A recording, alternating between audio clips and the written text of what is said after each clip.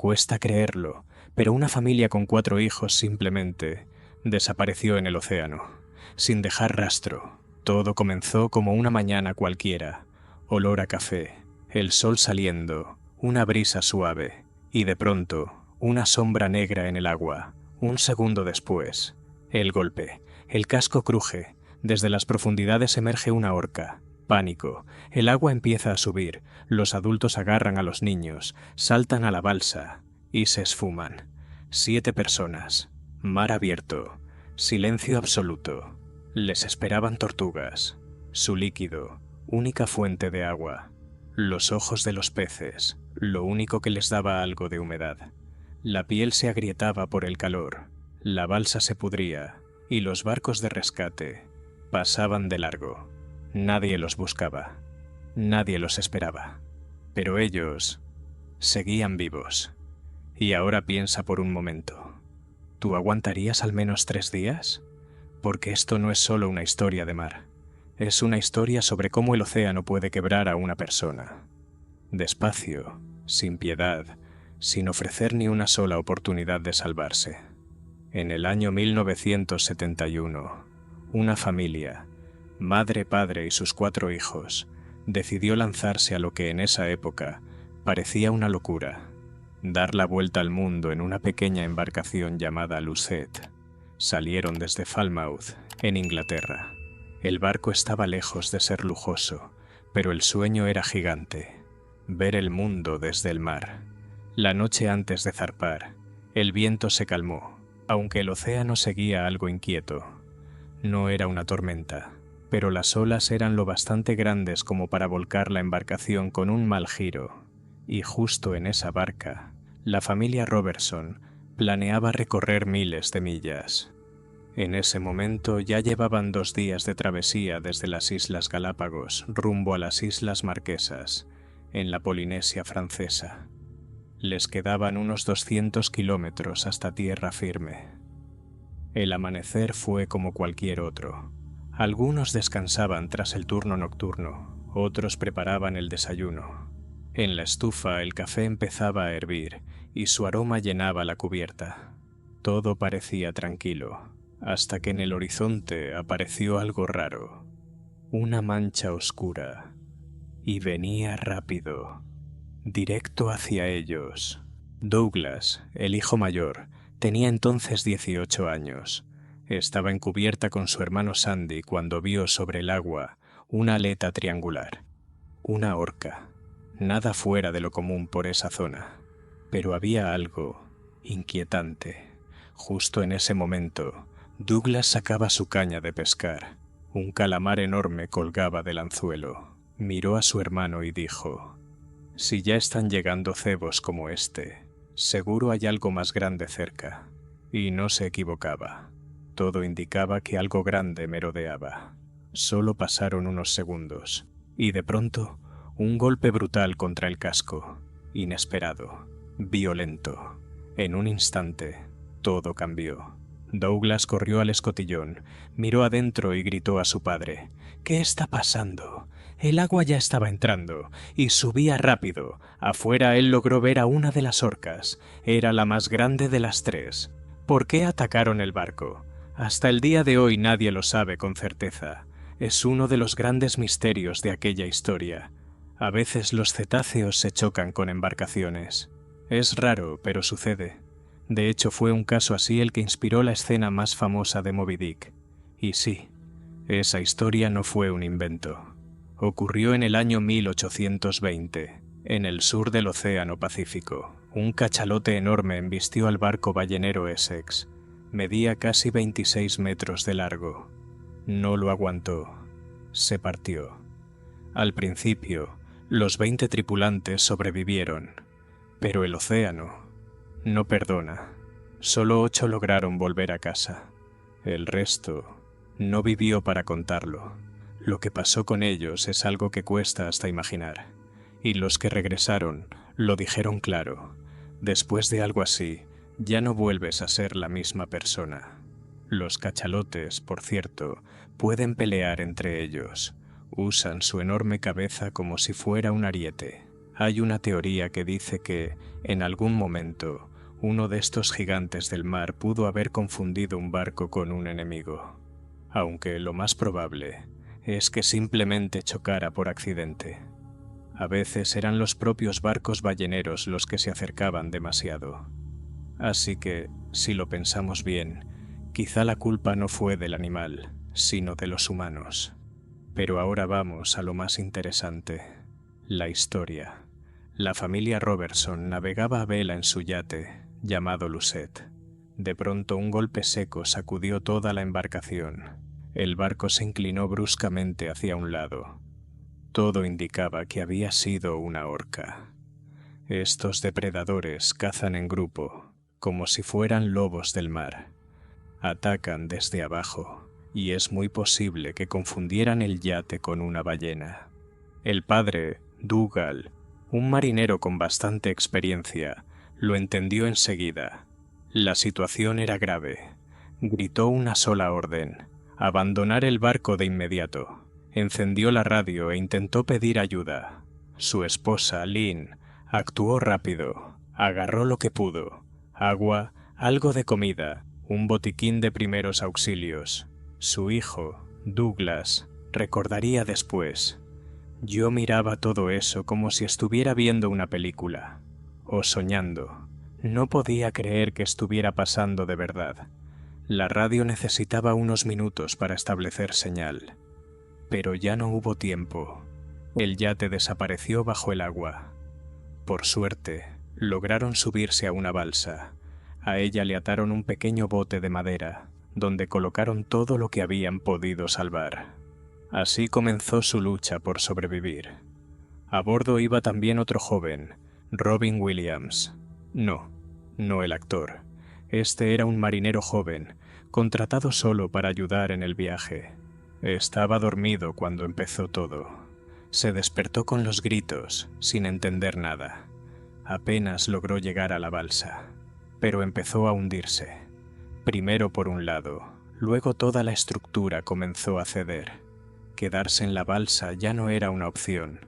7 personas seguían con vida, y todas se metieron como pudieron en un bote pequeño diseñado para no más de 6.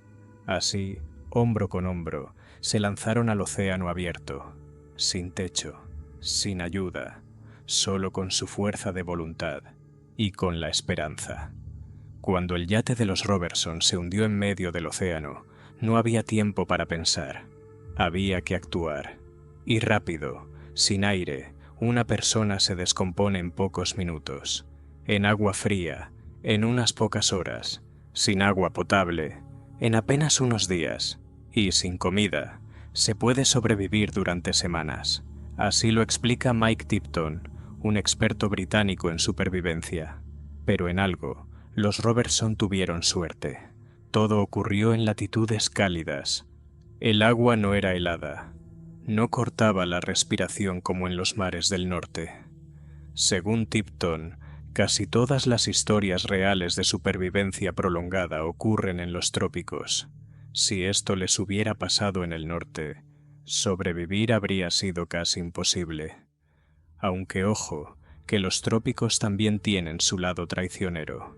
El calor hace que el cuerpo pierda agua más rápido, sobre todo si uno suda. Y en una situación así, el objetivo número 1 es muy claro: no perder más de lo que puedes permitirte. Hay que vigilar 3 cosas: no sobrecalentarse, no deshidratarse y no quedarse sin energía. Tipton da algunos consejos. Moverse solo por la mañana temprano o al final de la tarde, cuando el sol no quema tanto. Y nada de nadar por gusto. La sal del mar reseca la piel y puede causar irritación. Pero si metes solo las manos en el agua, eso ayuda a refrescarse. Las palmas liberan mucho calor, y eso puede darte un pequeño alivio cuando el sol no da tregua. Después de las primeras horas de puro pánico, los Robertson lograron calmarse. Tomaron el control. Y lo más importante, idearon un plan. Decidieron dirigirse hacia el norte, hacia una zona que los marineros conocen como la calma ecuatorial. Es un área del océano donde casi no hay viento, lo que hace muy difícil avanzar a vela. Pero hay una ventaja: llueve con frecuencia, y eso significa que podrían recolectar un poco de agua dulce. El agua del mar en ese lugar puede alcanzar hasta 35 grados. Literalmente es como una tina caliente, y eso les daba más tiempo en el agua sin sufrir hipotermia. El plan era simple, pero bastante audaz: llegar a esa zona de calma, esperar ahí, recoger toda el agua posible y luego intentar enganchar una corriente favorable que los empujara de vuelta hacia América. Con un poco de suerte, pensaban, otra corriente podría arrastrarlos aún más cerca del continente. Según sus cálculos, el viaje de regreso podría tardar unos 2 meses y medio, pero había otra esperanza.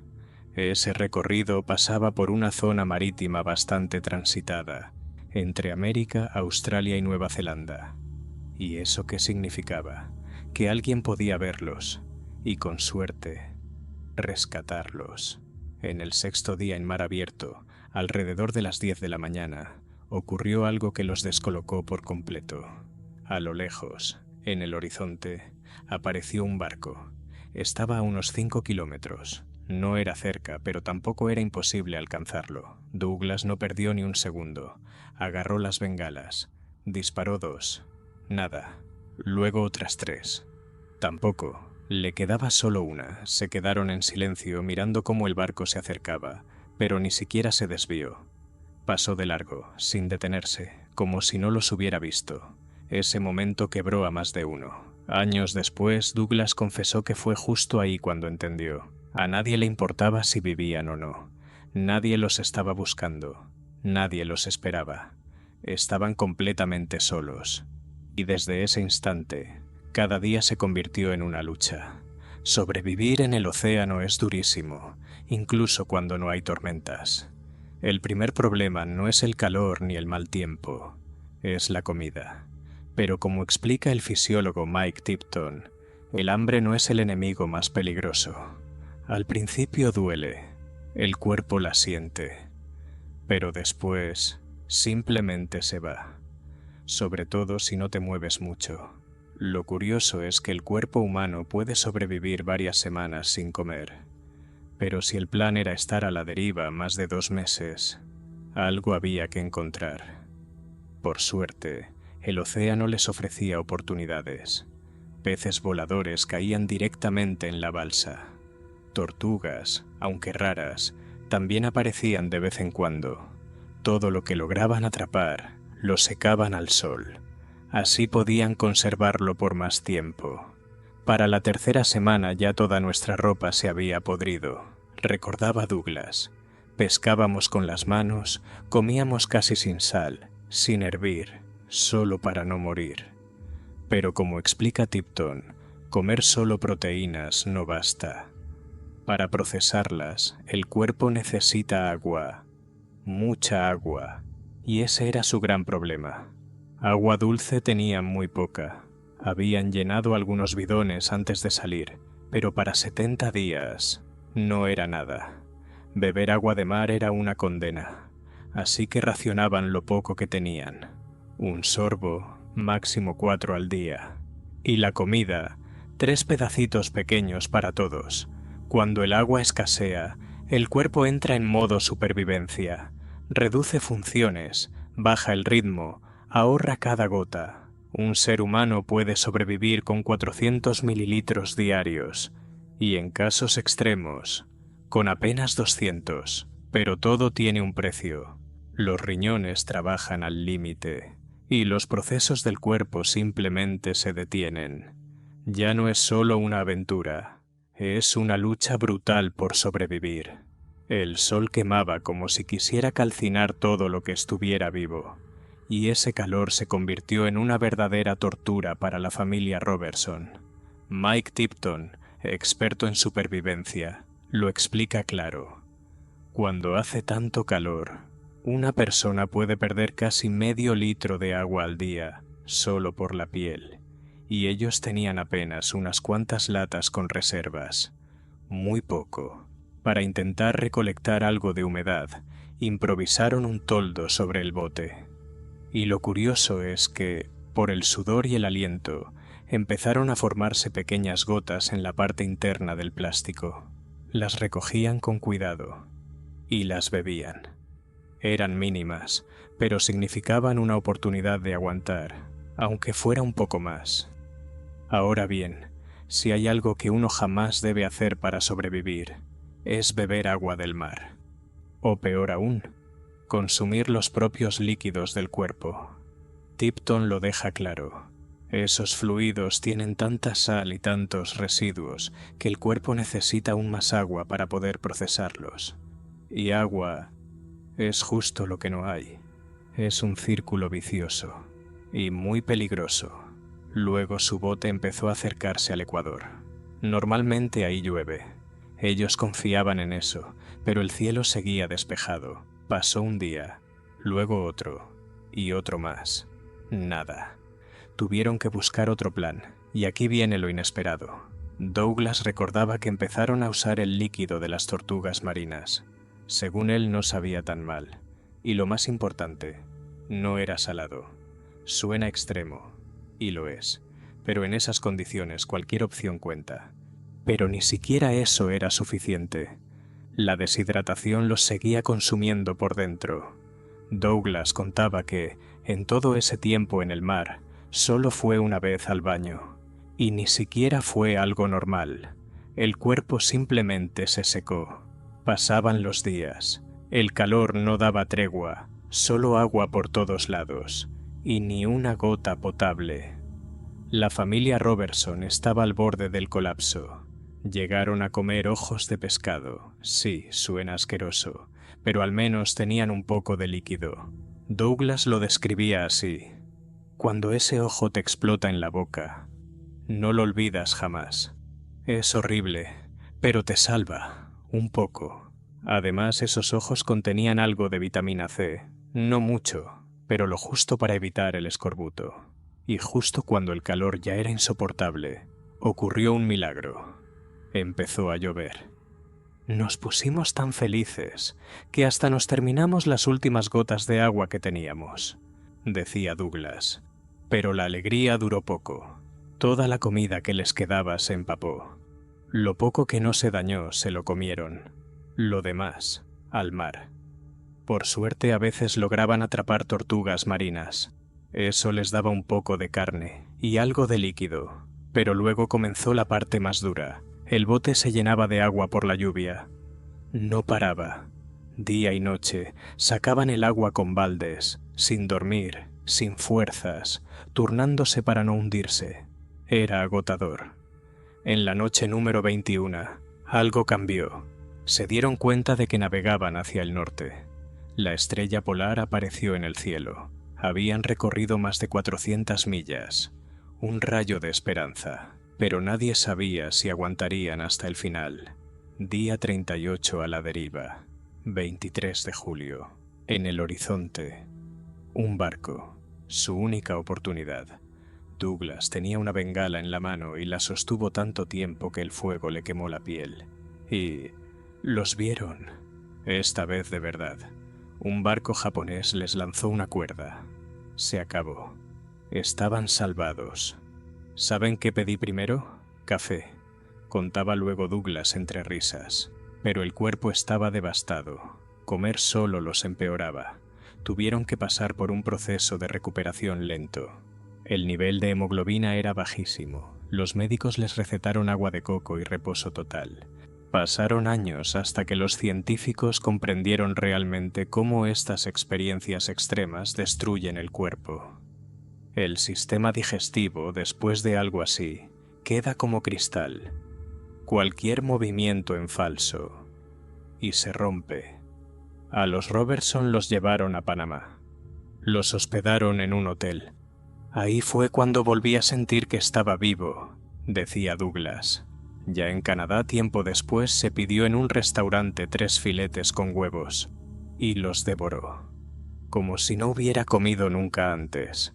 Comí como si fuera la primera vez en mi vida, y era simplemente felicidad, poder elegir mi comida, recordaba.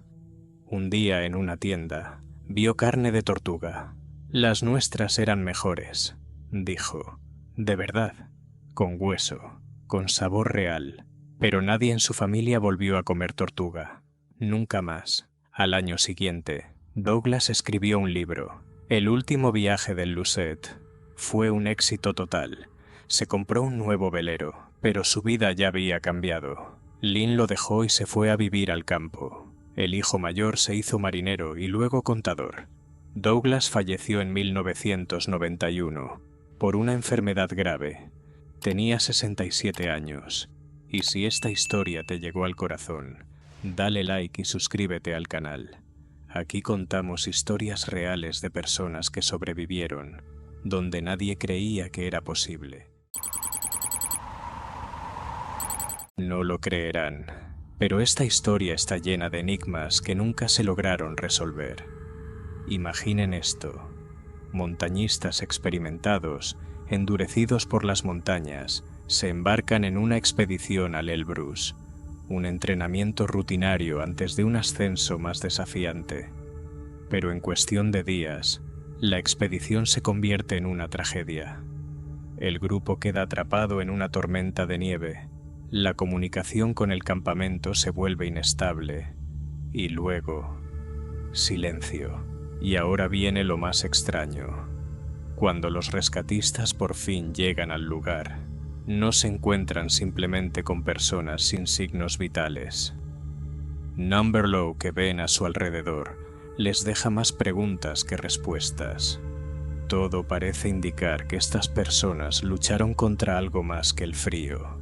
Una radio rota, equipo desaparecido, los cuerpos en posiciones que no tienen ningún sentido. Pero lo más escalofriante de todo es esto. Uno de los sobrevivientes cambia su versión de los hechos. ¿Por qué? ¿Qué está ocultando? ¿Qué ocurrió realmente aquella noche? Un misterio que hasta hoy sigue sin respuesta. Año 1990. Un grupo de 6 montañistas llegó al Elbrus. Su líder era Sergei Levin, un hombre que conocía las montañas como la palma de su mano. Entre los integrantes se encontraban atletas experimentados: el médico Sergei Farstein, Oleg Buldakov, Odintsov, Voronin y Lazarev. Todos ellos habían conquistado grandes alturas antes, y Levin y Farstein eran maestros del deporte. Farstein, de hecho, había confirmado su título recientemente al obtener la puntuación necesaria, pero no habían venido solo por deporte. En ese momento, en el Elbrus se celebraba la Turiada, un evento masivo que reunía a montañistas y turistas. El equipo de Levin formaba parte del grupo de Leningrado y además actuaba como equipo de seguridad en caso de emergencia. Tenían experiencia real en operaciones de rescate, tanto en el Cáucaso como en las montañas de Tian Shan. Pero esta no era su única misión. Al año siguiente, planeaban un ascenso extremadamente difícil en las montañas del Pamir, y esta expedición al Elbrus sería un entrenamiento clave. Además, tenían una tarea especial: buscar a la desaparecida expedición de Klochkov. Un año antes, este equipo se perdió sin dejar rastro, y nadie pudo averiguar qué les sucedió. 2 de mayo. Tras haber pasado 3 días en el refugio 11, los montañistas decidieron hacer una salida de aclimatación. En las montañas no se puede simplemente ascender sin preparación. El cuerpo necesita tiempo para adaptarse al aire enrarecido. De lo contrario, pueden aparecer problemas graves como edema pulmonar o cerebral. Para evitarlo, se usa una técnica especial: subir, luego descender un poco, pasar la noche y después volver a ascender. Alrededor de las 2:30 de la tarde, mientras seguían su ruta, el grupo de Levin se cruzó con otros montañistas, los participantes de la Turiada. Ellos ya estaban descendiendo. Después de saludarse, intercambiaron unas pocas frases. Levin comentó que su equipo subiría un poco más, 1 o 2 tramos, antes de iniciar el descenso. En ese momento, ya estaban a una altitud de 4.500 metros.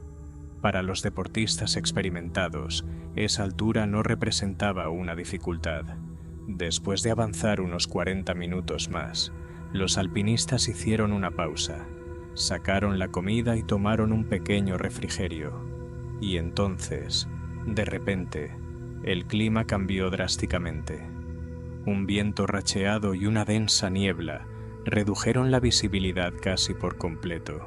En esas condiciones, continuar era imposible. Levin, como líder experimentado, entendió de inmediato que no podían arriesgarse. Pero también era peligroso descender, pues sin referencias visuales era fácil perder el camino. La única opción era esperar a que pasara la tormenta. No llevaban tiendas de campaña, ya que no eran necesarias para una salida corta. Pero en la montaña existe un método probado: cavar una cueva en la nieve. En un refugio así, podían resguardarse del viento, conservar el calor y esperar la mejora del clima. Además, era una excelente oportunidad para entrenar al equipo antes de la futura expedición al Pamir. Tenían comunicación con el campamento, informaron por radio que permanecerían en el lugar, prepararon rápidamente el refugio y pasaron la noche del 2 al 3 de mayo en la cueva de nieve. Fue una experiencia incómoda, pero no crítica. Todos estaban preparados y entendían que se trataba solo de un retraso temporal. Nadie, ni en el grupo ni en el campamento base, vio motivo de preocupación. El grupo confiaba en que la mañana traería un cambio en el clima y que podrían iniciar el descenso. Pero la esperanza pronto se transformó en decepción. En lugar de mejorar, la situación empeoró. El viento rugía con una fuerza de hasta 30 metros por segundo. La humedad era asfixiante y la temperatura oscilaba entre 0 y 5 grados bajo cero. El intento de descender terminó en fracaso. La visibilidad era tan terrible que tenían que avanzar casi a tientas. Levin evaluó rápidamente la situación y comprendió que seguir bajando en esas condiciones era un camino seguro hacia el desastre. Sergei Farbstein cayó 2 veces, y quedó claro que no era solo por las ráfagas de viento. Se veía cada vez peor. El mal de altura estaba haciendo estragos. Su cuerpo no había tenido tiempo de adaptarse a la altitud, y el agotamiento extremo solo agravaba su estado. Además, tenía problemas de visión y sus gafas, debido a la humedad, se empañaban de inmediato, convirtiendo el ya borroso paisaje en un manto gris impenetrable. El refugio que hicieron en la nieve originalmente constaba de 2 compartimentos pequeños. Cuando aún tenían fuerzas, pudieron cavarlos adecuadamente, pero después del fallido intento de descenso, sus reservas de energía se agotaron. Uno de los compartimentos colapsó, dejando a todo el grupo en una diminuta cueva de nieve. Ese mismo día, en la ladera, aparecieron siluetas en la distancia. Resultó ser 2 alpinistas japoneses atrapados en las mismas condiciones aterradoras. Su estado no dejaba lugar a dudas. Estaban al borde del colapso. Levin no dudó ni un instante y los dejó entrar. Abandonarlos ahí habría sido firmar su sentencia de muerte. Sin comida, sin oxígeno y sin el equipo adecuado, no tenían ninguna posibilidad. Con cada hora que pasaba, la situación empeoraba, tanto física como moralmente. Pero a pesar de todo, nadie dio la alarma. En el campamento base transmitían siempre el mismo mensaje: la situación está bajo control. Tal vez fue eso lo que marcó su destino. El equipo de rescate no se apresuró a socorrerlos. Al fin y al cabo, todos eran alpinistas experimentados y estaban acostumbrados a depender solo de sí mismos. Además, Levin, como líder del equipo de rescate, no podía admitir que ahora él mismo necesitaba ayuda. Eso habría sido un golpe para su orgullo. La radio funcionaba con interferencias. Para establecer comunicación, tenían que salir al exterior, pero afuera rugía la tormenta. Tarde en la noche, Levin logró enviar un mensaje y fijó la siguiente comunicación para la mañana. Antes de que la señal se cortara, pronunció una frase que transmitía una inquietante sensación. Contamos con el equipo de apoyo. Probablemente en ese momento ya comprendía la gravedad de la situación. Mientras tanto, Leonide Brill, con un pequeño grupo, intentaba abrirse paso a través de la tormenta de nieve para rescatarlos. Pero la furia de la naturaleza fue más fuerte. No pudieron llegar hasta ellos y se vieron obligados a regresar. Levin y su equipo decidieron aguantar una noche más en la cueva de nieve. Esa decisión fue la última. Aunque quizás, en ese punto, ya no tenían otra opción. Tal vez ya no podían moverse. O tal vez, simplemente, no querían dejar atrás a sus compañeros. La noche en la cueva nevada se volvió insoportable. El aire se agotaba. Apenas podían respirar. Levin, Lazarev y Voronin, comprendiendo que no sobrevivirían mucho más tiempo así, salieron al exterior para despejar el derrumbe. En ese momento, el viento disipó por un instante la cortina de nieve y a lo lejos apareció el refugio 11. Era una esperanza, pero quedarse en la cueva seguía siendo demasiado peligroso. Sergei Farbstein se sentía realmente mal. Ya no podía dar ni un paso. En cambio, Oleg Buldakov empezó a actuar de forma extraña. Era como si algo dentro de él se hubiera desconectado, como si hubiera perdido el contacto con la realidad. Puede que se tratara del mal de altura, esa condición que a veces altera por completo la mente y la percepción. Levin, como líder del grupo, volvía a reflexionar sobre si debían comenzar el descenso, pero la decisión seguía siendo la misma: esperar hasta la mañana. No podía irse dejando atrás a uno de los suyos. Además, aún quedaba una pequeña esperanza de que con los primeros rayos del sol el clima cambiara y pudieran salir de allí sanos y salvos. Pero la mañana resultó ser fatal. No todos llegaron a verla. Cuando Odintsov recuperó el conocimiento, se dio cuenta de que estaba completamente sepultado bajo la nieve. Como pudo, empezó a apartar el alud y tras aproximadamente una hora, logró salir al exterior. Lo que vio lo dejó completamente descolocado. A pocos metros, 3 de sus compañeros yacían inmóviles. No mostraban señales de vida. Dentro de la cueva aún quedaban otros 2, inconscientes. Uno de los alpinistas japoneses había desaparecido por completo. El otro seguía con vida, pero en un estado crítico. Odintsov comprendió que si no iniciaba el descenso de inmediato, no tendría ninguna oportunidad de sobrevivir. Reuniendo todas sus fuerzas, comenzó a bajar, y tuvo una suerte increíble. En su camino se encontró con un grupo de rescatistas que estaban subiendo en busca de los japoneses. Odintsov les indicó dónde se encontraba la cueva y comenzó la operación de rescate. Los rescatistas intentaron evacuar a Oleg Buldakov, pero ya era demasiado tarde. Ya no respiraba. A Sergei Farbstein lograron llevarlo hasta el refugio, pero nunca recuperó el conocimiento. Falleció por hipotermia. Al final, solo sobrevivieron Odintsov y aquel alpinista japonés que aún seguía consciente.